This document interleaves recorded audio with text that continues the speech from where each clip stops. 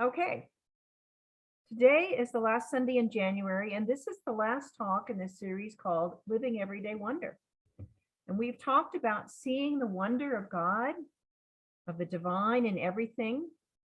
We open our hearts and embrace the wonder in the now, the present moment. And by questioning everything in that next week, we learn to see through the appearances of limitation to the higher possibilities, to that higher calling. And so today, our focus is how do we manifest these higher possibilities in our lives? We prove it. We prove it. So what good are all these spiritual principles of oneness and wholeness and love and peace, or that divine intention and promise for our lives? But what if we only talk about them and never experience them? Right? It's all in our heads. It's all an illusion. Talk, talk, talk. Well, the answer is that when we practice using spiritual tools and principles in every aspect of our lives every day, our life transforms, and so does the world. Life flows easier, choices are cleared, seeing miracles are seemingly everyday occurrences. And this seems like a beautiful promise of hope. But is it real? Can we prove it? Really? One of the Old Testament prophets was Malachi. And so the Jewish temple in Jerusalem had been built in 516 BC, but less than 100 years later, the people were not following the spiritual laws in their worship or daily activities. And so Malachi challenged the people to honor God properly with this promise that's in this next slide. He said, bring the whole tithe into the storehouse, speaking for God, that there may be food in my house. Test me in this, said the Lord God Almighty. See if I will not throw open the floodgates of heaven and pour out so much blessing that there will not be room enough to store it. Test me in this, says the Lord God Almighty, or in other words, prove this spiritual principle by trying it out and seeing the results. Thank you, Karen. And so tithing, which means a tenth of our income to whatever feeds us spiritually, is a spiritual principle that maintains our gratitude and connection with God as our source. Now, another spiritual principle is oneness, that all people are all part of that one life that is God, and that there is no other, there is only one life. One more spiritual principle is that we are made in the image and likeness of God as goodness and love. This is our true nature. Regardless of the appearance, this is who we truly are in our heart of hearts. Now in science, in this next slide, science is based on provable scientific laws that govern our universe. And so Isaac Newton watched an apple fall, or at least legend says that it fell on his head, so he had to notice it. And he formulated the law of gravity as he contemplated this phenomena of the apple falling to the earth. And he did some mathematics, but he repeated it again. He expanded that in theory, and he proved that the intangible law of gravity also keeps people firmly planted on the ground. The visible results of his experiments demonstrated that his hypothesis about gravity was true. Thank you, Karen. Now, spiritual laws and principles seem even more intangible, but they are just as true and provable. Now, we can prove spiritual laws by experimenting and seeing if they do or do not work, right? Now, Ernest Holmes was a practical person who wanted people to put the science of mind and spiritual principles into use, not just think about them as intangible concepts. In the Science of Mind textbook chapter in this next slide, there's a chapter called How to Use It. And Holmes wrote, one of the greatest difficulties in the new order of thought is that we are likely to indulge in too much theory and too little practice. He was a very practical person. As a matter of fact, we only know as much as we can prove by actual demonstration. That which we cannot prove may or may not be true. But that which we can prove certainly must be and is the truth.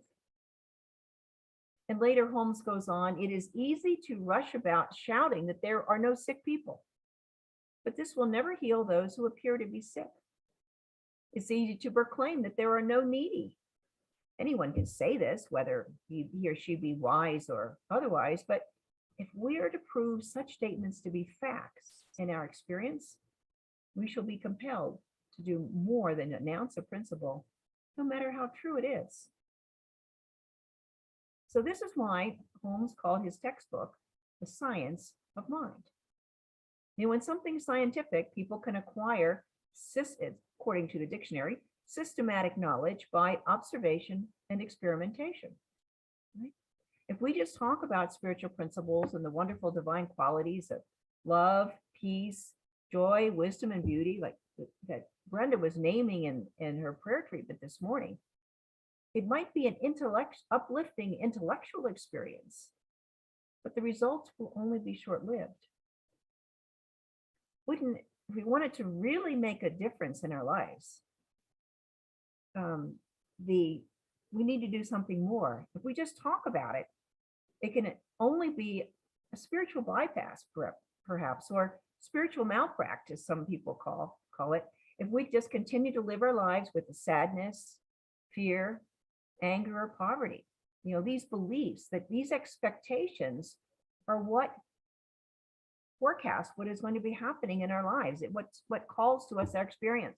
Just like in the reading that Reverend Marilyn Leo put together. I mean, she's this. We've heard her at some of our events, and she knows that with just a change, just a shift in her attitude about what's going on, she can shift her whole day, and thereby her whole life, right? And she's done it. Now, in the next slide, we look at the scientific method. And so in the method, when we have something we want to know or understand or change, we first observe it.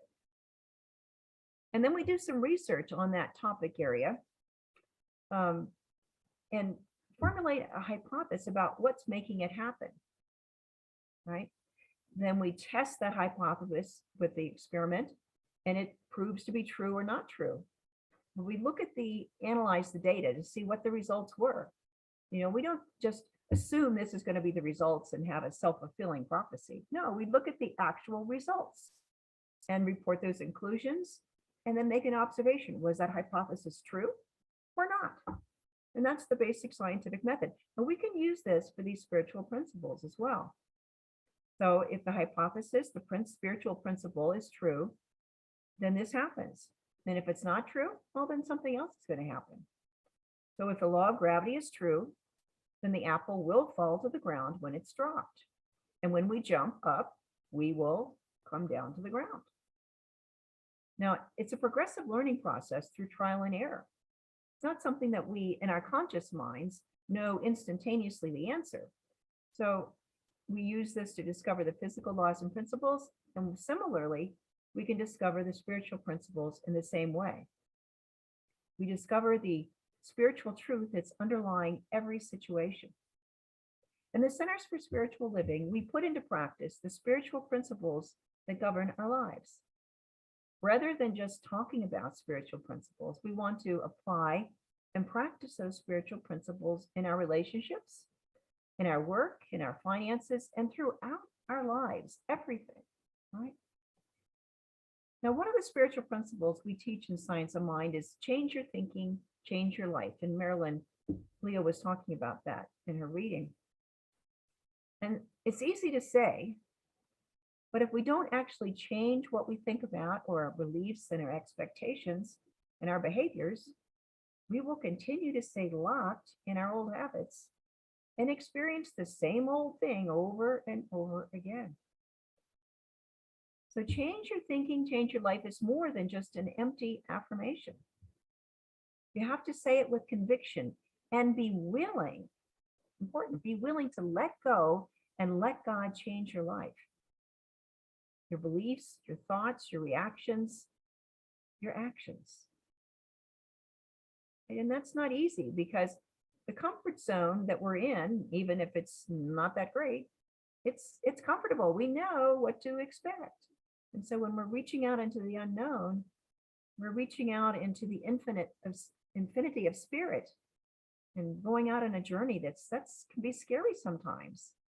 And maybe sometimes we don't have it perfectly right yet, and it won't be this great, our great hope won't be perfect yet. But that's what trial and error is about. And that's why we want to listen to spirit to, make our best shot at making the next step the right one. Now, so Marilyn Leo talked about if you wake up and trip over a shoe in the middle of the floor, we can choose, is it the beginning of a bad day and a series of unfortunate events? Or do you ask a different question? What is the divine possibility? And realize that your new puppy that you love very much just wants to play and dropped your shoe as an invitation. There is something, whatever it looks to be like, with my wrist, it's like I did not, I could have listened to spirit talking to me and not tried to go out into the storm, as Michael tried to tell me, but I did get the pause that I needed to stop and think. And so I'm not, given all that I'm going through for this pause and this learning, I'm trying not to waste it. So when you change your thinking and change your behavior by planning ahead to co-create with God a good day. So Marilyn talked about having a warm shower by turning on the water and waiting, planning to wait. Getting a coffee maker with an automatic timer, and having plenty of time to prepare and enjoy a nutritious breakfast, not rushing. So we can prove it. This is the challenge and the fun of dealing with spiritual laws. Life is not set in stone. We can change our lives. We can experiment to see for ourselves if this spiritual principle is true and not just blindly following what some other person tells us is true. We can figure it out on our own, try it on our own, and or what we have always assumed is true.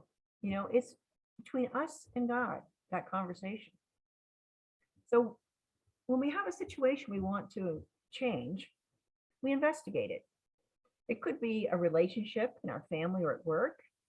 It could be something about anger or blame that keeps us stuck in the past with what seems like an unforgivable situation or something extremely sad, grieving perhaps. We can ask questions of spirit and see what other possibilities exist. There's universal wisdom that can reveal new perspectives that we have not seen before. What is that positive that we can accentuate, as Rod sang about this morning? So with practice, we can learn to discover spiritual laws that have been governing our experience. If we know a law is true, then we can use that law to support us to succeed. We can see also how that same law was holding us back. It was our misuse of that law. It's like swimming upstream. Once you figure out which way the river's flowing, it's a whole lot easier to move faster.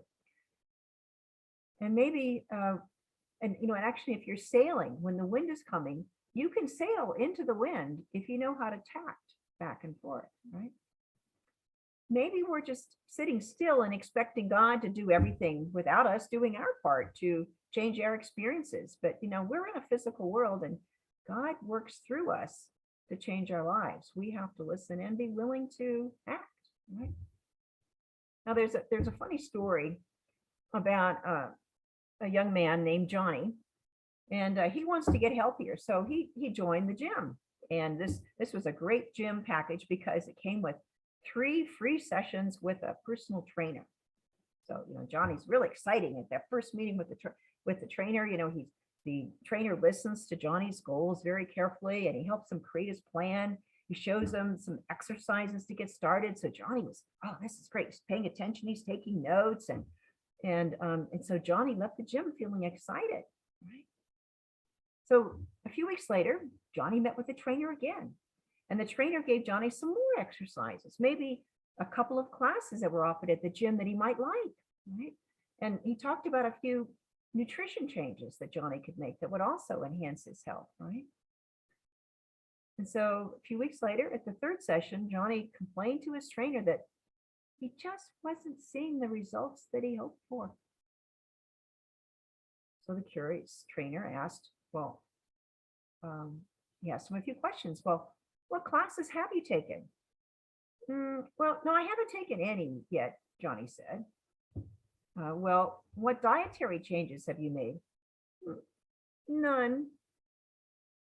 So out of all the exercises I showed you, which one do you do the most often? Wait, Johnny was starting to get the idea. You mean I actually have to do the exercises? Johnny exclaimed in disbelief. So we can laugh at this story because it's so obvious to us, but how many times do we do the same thing and expect our whole lives to change without doing the exercises or taking the aerobics class or make changes to our diet? We won't see the physical results that we want. I started occupational therapy this week, and so I've been doing the exercises, and my hand is much more flexible, and it can't really move that far, but it is better than when I started. And I when I think of that, I think of Nancy. She went through it all those months of just being totally immobilized when her sweet husband took care of her so well with TLC. But here she is out riding her bicycle and having a great time. And Carol already, she's even started therapy with her knee. So we have to do what's asked of us. And it's not always easy. It's a little painful to move it, but just a little bit better, a little bit stronger every day. The same is true of our spirituality. So the trainer can tell Johnny what to do and teach him how to do the exercises, but unless Johnny gets involved and takes on the responsibility to learn those new ideas and new exercises, unless he changes his thinking and habits, his body will not transform. His life will not transform. So now we learn what works and doesn't work through trial and error and through practice. Jim Eastman was sharing with, or Eaglesmith, was sharing with Carol this morning what he learned in his experience about therapy when someone's going through therapy and heat and cold compresses. And so it's just like Malachi was exhorting the Jewish people to follow the spiritual laws, including tithing in that example, then we will experience the consequences of our action, depending on whether or not we practice the spiritual laws. It was very simple in his mind, and he really earnestly wanted his people to change. Right? It broke his heart to see what was happening. So when we pull this together, practice is the way that we discover and prove whether or not spiritual laws are true and have them work in our lives. Ernest Holmes was very clear when he concluded the Science of Mind textbook with these words in our next slide. I would rather see a student of this science prove its principle than to have him repeat all the words of wisdom that have ever been uttered. So how does one get to Carnegie Hall? Thank you, Karen. By practicing. How does one demonstrate a principle? By proving it. How does one live spiritually? By practicing and proving it. 12-step groups continue to be very popular because they transform their lives. Their members work the 12 steps. You can attend, but if you work the 12 steps, that's when the real changes happen in people's lives. There's a unity minister named Edwina Gaines that wrote a book called The Four Spiritual Laws of Prosperity. And it's a very moving story about how she moved from being a single mom who was struggling just to feed her daughter to a life of abundance and practicing and teaching those four spiritual laws of prosperity. She's an amazing speaker if you've ever heard her. In the Centers for Spiritual Living, we see lives transformed when people take responsibility for their spiritual growth, when they listen to Spirit's guidance and practice applying those spiritual principles and practices in their lives. Next slide. And in the summer of 1959 at Asilomar, Ernest Holmes gave his Sermon by the Sea. And this was traditionally the last sermon on Sunday morning before the group went home. And this was also the last last summer that Ernest Holmes would be at Asilomar before he passed in 1960.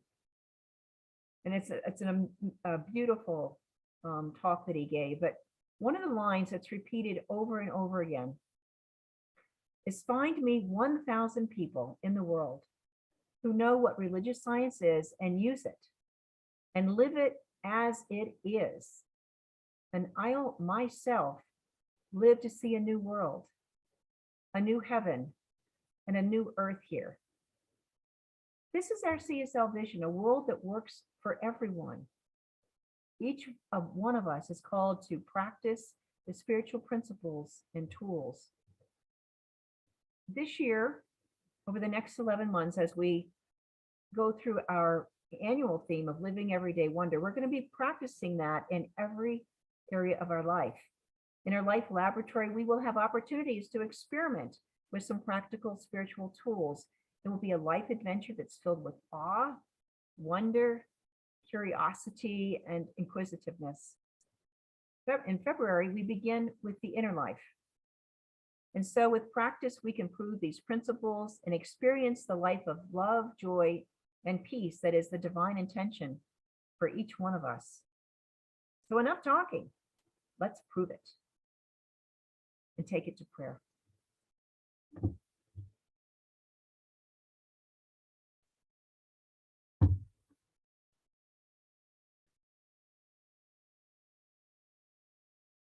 So in this stillness, we feel the peace settling upon us. And we lift up our eyes to the hills from whence cometh our strength. And we envision a world that works for everyone, that divine intention. And so we let go and seek divine guidance for how that can be achieved. We remember first that God is all there is. There is one light that extends from one end of the universe to the other, the Alpha and the Omega. This life is perfect, whole and complete. This life is my life. This life is your life. We are one in the life that is God. There is no separation. We open our minds and our hearts to discover, understand, and apply the spiritual principles and practices in our lives. And as we do, the power and presence of the infinite divine transforms our lives and demonstrates its intention of expressing love and compassion everywhere. We prove the spiritual laws that set us free to be our highest self. We learn to live in harmony and peace. When we see aspects of our lives, when we struggle with fear, confusion, disappointment, or opposition, we learn to change our thinking without resistance and let God change our life. We learn to see that spiritual truth that is always there beneath life's illusions and to release any beliefs that are holding back divine's highest and best intentions for us and for all people. All people. We practice living in alignment with the spiritual principles. Our lives become full of wonder and joy with love and peace, which we share with all the world. We want for nothing. Life is good beyond measure. Our hearts open wide with gratitude to embrace the beloved, the infinite invisible, our source, our guide. And so we let go and let God make it so. And together we say, and so it is.